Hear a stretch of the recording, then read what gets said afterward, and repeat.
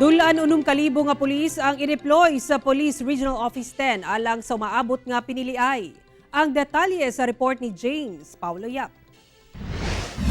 Walay puas karon ang pagpangandam sa Police Regional Office 10 alang sa umaabot nga May 2022 national and local elections. Gani aduna na sila gilatid nga mga plano alang sa pag-deploy sa ilahang kapulisan una ang eleksyon.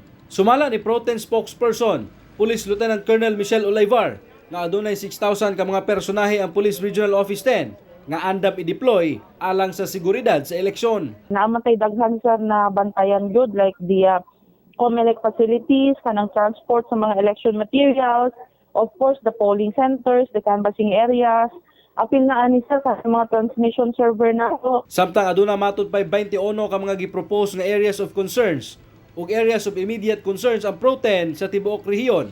Apan anaa pa kini sa validation process o ginahulat lang ang approval sa Commission on Elections Region 10. Sigon ni Police Lieutenant Colonel Olivar nga posible pa kining madungagan samtang nagpadayon ang coordination meeting sa COMELEC, PNP, AFP ug ubang concerned government agencies. Dapat tutukan nato considering na minimal lang ang ato ang number para mahimog gihapon sufficient kumbaga ang deployment sa ato ang personnel. Ako si James Paulo Yap para sa One Mindanao.